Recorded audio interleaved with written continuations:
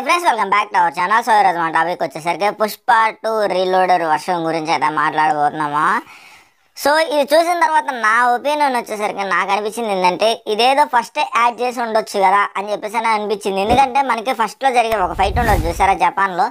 ఆ ఫైట్లో నెలలో పడిపోయిన అమ్మట్లోనే మనకి ప్రజెంట్గా వచ్చేసారన్నమాట. అసలే నార్మల్ పుష్పరాజు అలా వెళ్ళిపోతూ ఉంటుంది. సో చాలామందికి ఏమనుకున్నారంటే అప్పుడు ఇది ఒక ఫ్లాష్ బ్యాక్ అంటే కల్లో వచ్చే సీన్ అని చెప్పేసి అని అనుకున్నారు. కొంతమంది ఏమనుకున్నారంటే ఇది పార్ట్ 3 కోసం పెట్టిన సస్పెన్స్ ఫైట్ అని చెప్పేసి అని అనుకున్నారు. సో అయితే మనకి ఒక కన్క్లూజన్ ఇస్తే అయితే మనకు ఆ ఫైట్ని తీసుకెళ్ళి సెకండ్ హాఫ్లో అయితే పెట్టారనమాట.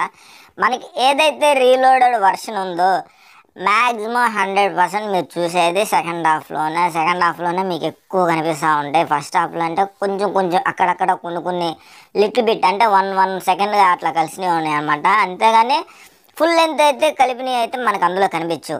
మ్యాక్సిమం మీకు కనిపించేది ఎక్కువ శాతం సెకండ్ హాఫ్లోనే ఎక్కువ కనిపిస్తూ ఉంటాయి అనమాట. సో మనకి జాతర ఫైట్ అయిపోయిన తర్వాత మనకు ఒక సీక్వెన్స్ ఉంటుంది అనమాట. మనకి ఎర్రచందనం దొరుకుతుంది కదా. సో ఆ ఎర్రచందనం దొరికిన దాని మీద మళ్ళీ ప్రెస్ మీట్ అనేది రిలీజ్ అవుతుంది.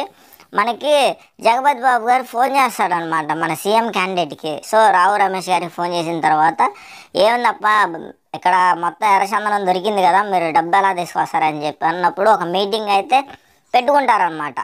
సో మనకి ఆడ పుష్పరాజు ఒక గట్టి ఎలివేషన్లో వార్నింగ్ ఇచ్చేసి వెళ్ళిపోతూ ఉంటాడు. సో మనకి ఇందులో సస్పెన్స్ ఏంటంటే జక్కారెడ్డి కూడా ఇందులో చనిపోతాడు అనమాట.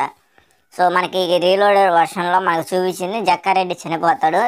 సో జాలరెడ్డి ఉంటాడు కదా, జాలరెడ్డి దగ్గరికి మన పుష్ప వెళ్తాడు. పుష్ప వెళ్ళిన తర్వాత గన్ను పెడతాడు అనమాట. మీకు డబ్బు కావాలా నా ప్రాణం కావాలా అని చెప్పేసి పుష్పరాజు అడిగితే సో మన జాలరెడ్డి గన్ను తీసుకుంటాడు అనమాట. సో మనకి చాలా అంటే చాలా హైప్ సీన్లు అనేవి ఇందులో కలపడం అనేది జరిగింది. ఆ హైప్ సీన్లు అనేది మనకి ఫస్టే పెట్టినట్టయితే ఒక్క మ్యాక్సిమం 4 గంటలు మూవీ అయ్యేదన్నమాట. అంటే పావు గంట మనకి ఎటు ఇంటర్వెల్ ఉంటుంది కాబట్టి సో ఆ ఇంటర్వెల్తో కలుపుకొని ఈ మూవీ టోటల్ లెంత్ వచ్చేసరికి 4 అవర్స్ మూవీ అయ్యేది. ఆ 4 అవర్స్ మూవీ జనం చూస్తారా లేదా అని చెప్పేసి అని అనుకుని ఉండొచ్చు మేబీ. సో ఫస్ట్లోనే ఇంత 4 అవర్స్ మూవీ ఉంటే బాగోదని చెప్పేసి అని ఇప్పుడు కలిపినట్టయితే నాకు అనిపిస్తుంది. ఎందుకంటే ఆ మూమెంట్ కలిపిన తర్వాత ఇప్పుడు చూస్తూ ఉంటే చాలామందికి ఎనర్జీ కంటే ఎక్కువ ఉందన్నమాట. ఎందుకంటే ఆల్రెడీ పుష్ప సినిమా రిలీజ్ అయ్యి బీభత్సమైన కలెక్షన్ దగ్గరకు అయితే వెళ్తుంది. ఆల్మోస్ట్ దంగల్ని బ్రేక్ చేసే దగ్గరలో అయితే ఉందన్నమాట.